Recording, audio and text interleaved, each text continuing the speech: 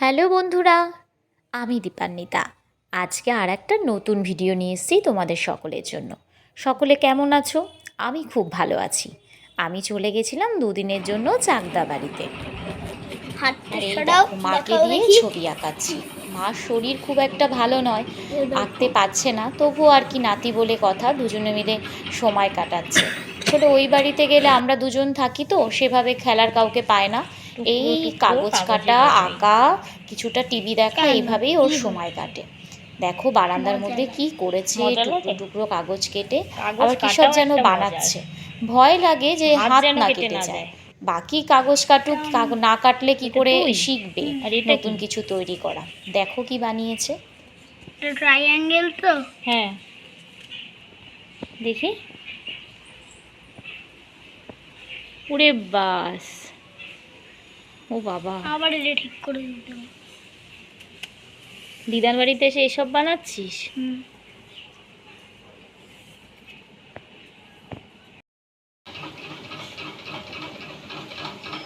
কোন সবেদা খাও কেন?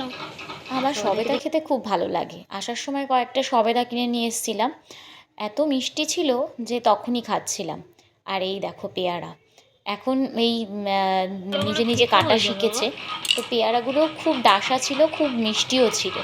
তো নিজে নিজে সুন্দর, আমি সামনে ছিলাম, ভয় লাগছিল যদি কেটে যায় হাত, কিন্তু একটু একটু করে শেখানোর জন্যও আমি চেষ্টা করছিলাম। ও শিখতে চায় নিজে থেকে, তো নিজেকে তো করতে হবে।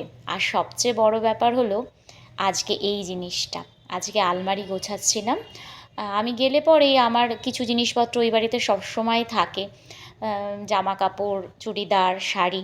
তো শাড়ি গোছাতে গোছাতে দেখলাম এই শাড়িটা বেরোলো। কত যে স্মৃতি সে আর বলে বোঝানো নয়। এটা যখন ক্লাস 11-12 পড়তাম, আমাদের চাকদার রামলাল স্কুলের শাড়ি ছিল এটা। মা গুছিয়ে রেখে দিয়েছে, আমি আলমারিতে পেলাম, তাই কত কিছু মনে পড়লো, আবার রেখে দিলাম। মার রাতের দিকে শরীরটা আরও খারাপ করেছিল, ঠান্ডা তো প্রচণ্ড লেগেছে, তার সাথে যেহেতু হার্টের রুগী, অনেক রকম সমস্যায় আছে, তো কিছুতেই নিজের যত্ন নিতে চায় না ঠিক মতন। একটু সুস্থ থাকলে কতক্ষণে কাজ করবে, এটা গোছাবে ওটা গোছাবে, বাড়ি মানে কী করে বাড়িটা গুছিয়ে রাখবে। একা মানুষ কিন্তু তবু সবসময় বাড়ি গোছাতে চেষ্টা করে। আর আমরা গিয়ে জোর করে এটা করাচ্ছি যে এটা হলে একটুখানি ঠান্ডাটা কষ্ট কম হবে। পরের দিনই নিয়ে এসেছি, কারণ শরীর খুব খারাপ ছিল। তো ভাবলাম একা রেখে আসাচ্ছে, আমার সাথে আমি নিয়ে আসি। তো তার জন্য নিয়ে আসলাম। আর আমি তো এই বাড়িতে তালা টালাগুলো দিই না, ওগুলো দেখে নিচ্ছিলাম, কারণ বাড়ি পড়ে থাকবে। তো এরকম মাঝে মাঝেই থাকে, কয়েকবার চুরিও হয়েছে। যা হওয়ার হবে, তবু মানুষটা আমার কাছে থাকে। আর কাকিমারা বলছিল যে গেটে তালা দেওয়ার জন্য, গেটে আর আমি তালা দিইনি, কারণ অনেকে যাতায়াত করে। তারপরে এই গাড়ি করে তাহেরপুরের বাড়িতে নিয়ে আসলাম। আসলে সবার মধ্যে মানুষ থাকলে না, অসুস্থ হলেও মনটা কিন্তু সুস্থ হয়ে যায়। ওই বাড়িতে বেশিরভাগ সময় একা একা থাকে।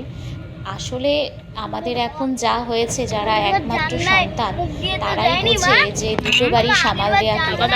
এই আমাদের পার্কটা, চাকদা বাড়ির সামনে পার্ক আছে। কখনো মানে এরকম একটা ভালো ভিডিও করে দেখাবো। আর এই নিয়ে আসার সময় জানলার পাশে বসেছেন, একটু বড় বড় ভাব, ক্লাস 2 হয়ে গেছে এখন, উনি মানে গার্জিয়ান মতন অবস্থা। আস্তে আস্তে কথা বলতে আসছিলাম, যাতে মার বমিটিং টেন্ডেন্সি, তো সেটা যাতে না হয়। বলছিলাম শরীর কেমন আছে, ঠিক আছে তো। আর রাস্তা খুব ভালো ছিল। এই যে সেই স্কুল, অনেকেই হয়তো এই স্কুলে আশেপাশের লোকজন জানে এই স্কুলটার নাম। আর আমরা এখান দিয়ে রানাঘাটে ঢুকে গেছি, এখান থেকে তাহেরপুরে ঢুকে যাব। আর মানে সকালের দিকটা যেমনি ওয়েদারটা একটু হালকা মেঘলা ছিল, তেমনি সুন্দর হাওয়া দিচ্ছিল। আসতে মানে মনে হয়েছে যেন নিমিষেই চলে আসলাম। শেষমেশ চলে আসলাম তাহেরপুর বাড়িতে। এই যে আমরা গেটের সামনে নেমে গেছি। আজকের মতো থাকলো এই একটা ব্লগ, আবার দেখা হবে। সবাই ভালো থেকো, সুস্থ থেকো, আর আমার সাথে জুড়ে থেকো। টাটা।